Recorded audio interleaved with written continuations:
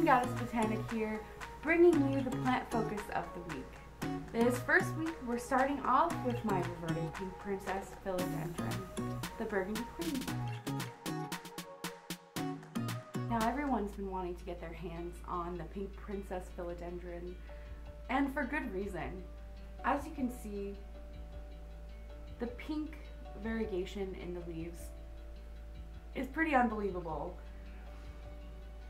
I've actually never seen a Pink Princess Philodendron in real life, but I was able to snag the reverted version of that. This plant was grown in ideal conditions for the variegation in the Pink Princess to thrive. Now, for whatever reason, that variegation wasn't stable, and the conditions, even though they were perfect in the greenhouse, the plant still reverted itself back to the normal green philodendron leaf.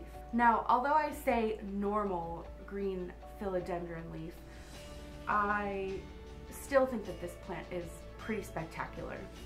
Its leaves range from a deep dark green to a deep dark burgundy. The new leaves come out almost black, and it's a pretty stunning specimen, if I say so myself. I'm pretty in love with this plant. I picked it up on Gabriella Plants the beginning of the year because I had been searching for a Pink Princess Philodendron, and Gabriella Plants is actually, in my opinion, one of the premier sellers of the Pink Princess Philodendron. They have an amazing greenhouse in Florida where they are providing the ideal conditions for this plant to thrive. So they had a few that had, you know, reverted, and were selling them for a cheaper price as opposed to the Pink Princess Philodendron. Now, I'm actually on the wait list with Gabriella Plants for the Pink Princess Philodendron, and that will be coming to me this month in December 2019, unless there are more unforeseen delays. But I'm a pretty patient person, and I don't require that instantaneous validation, so I was okay to put myself on that wait list. I was okay to be patient for it. But in the meantime, I thought, how fun would it be to try to bring this plant out of its reverted state and back to its roots in which it were grown. So thus began the experiment, and I originally placed this plant in very bright indirect light in my west facing window, and then this happened right here. As you can see, this leaf has a splash of that beautiful pink variegation that we all know and love from the Pink Princess. Now, since then, I've debated what to do with it and how to move forward. I was thinking of taking a node cutting and seeing if I can propagate the plant into being a variegated version of itself again. I've also kind of wanted to wait and see what happens with the next few leaves, because this new variegation that it gave me was so pretty. I wanted to try to replicate it, and I thought that if I gave the plant the same care, that it would unrevert itself. And I was very overconfident in this fact. I was like, I'm gonna move it to my grow light setup. I'm gonna give it the brightest light I possibly can. I'm gonna do whatever I can to help it unrevert itself. And then I was given this leaf here, which is still very beautiful in itself, but it is definitely more black, more deep green.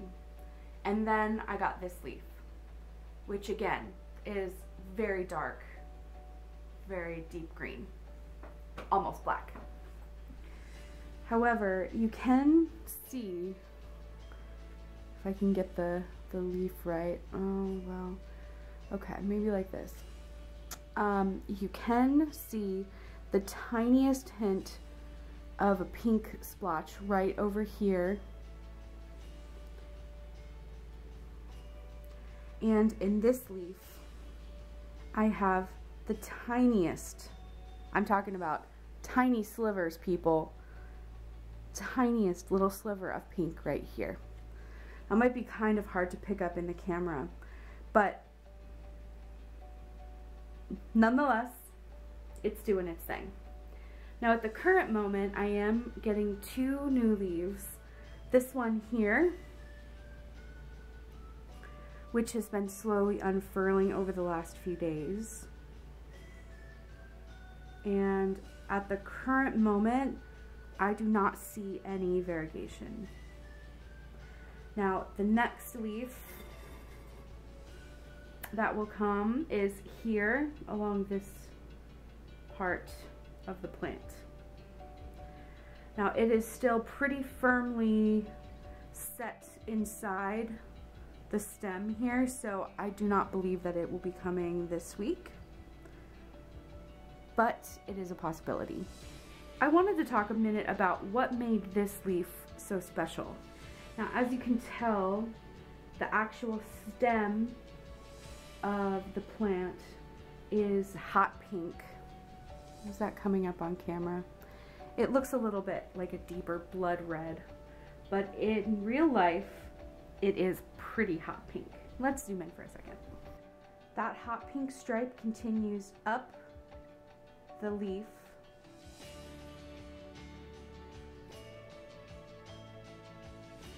and continues to the side here and then produces that pink variegation right here. So now that we understand how the variegation is produced on the leaf, we know what to look out for when we're looking at the future leaves.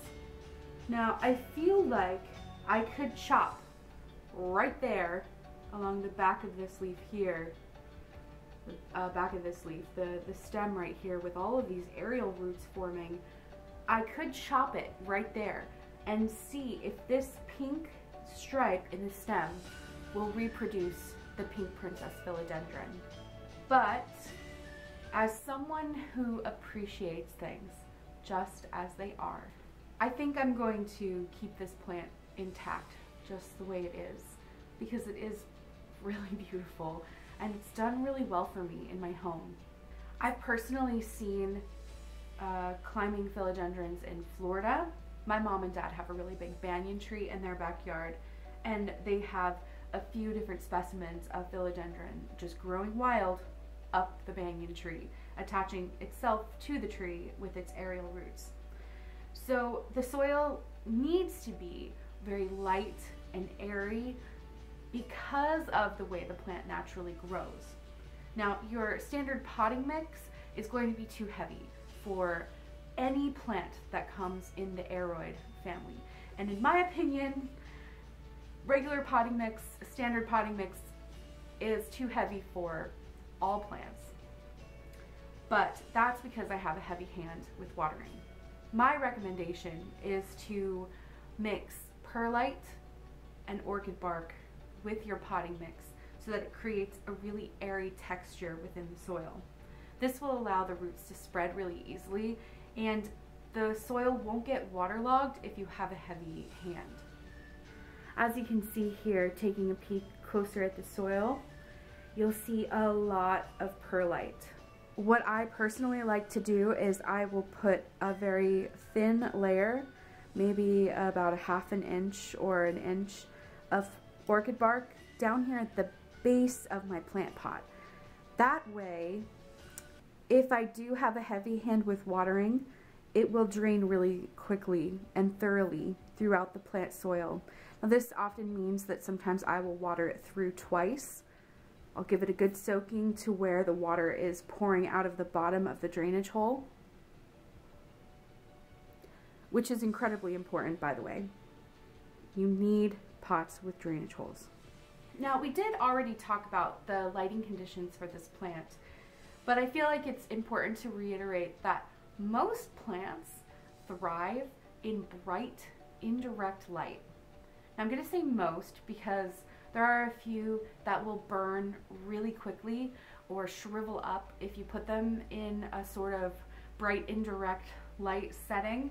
However, most plants will thrive given those lighting conditions. Now, it's oftentimes really hard to provide that because in our homes we don't live in glass we don't live in glass boxes. And although that would be incredible for the plants, you know, privacy would be a factor. So the best thing you can do for your Reverted Pink Princess, if you want it to start producing variegated leaves again, is to give it the brightest light that you can, as long as it's not directly on the leaves. So that means if you were to put this plant outside in the direct sun, the chances that the leaf would burn are very high. I had it in a west-facing window all summer long, and then I moved it to my south-facing window. After it gave me this leaf, I moved it to my south-facing window with a very intense grow light sitting on top of it. Now, with my grow light, I have a few plants kind of huddled around it that need that super bright indirect light, like my Anthurium clarinervium and like my Hoya compacta variegata. So currently at the moment I have a few plants grouped around this grow light because in Portland right now we are experiencing really short days and there's not a ton of sunlight. We're getting into that rainy season, and so it's important for this plant to still be able to thrive during the winter season. And then I'm very excited to see what happens to it in the upcoming growing season. I have to say, it's been a prolific grower for me. I'm always so proud when I come over and I see the plant doing so well. I mean, it's currently putting out 2 new leaves in the off-growing season, and I feel like it's a well-loved plant. I'm sure that you can still find these at Gabriella Plants online, which is where I purchased mine from. Thanks for taking a minute to focus in on a plant with me this week, and we'll see you next week for another plant focus.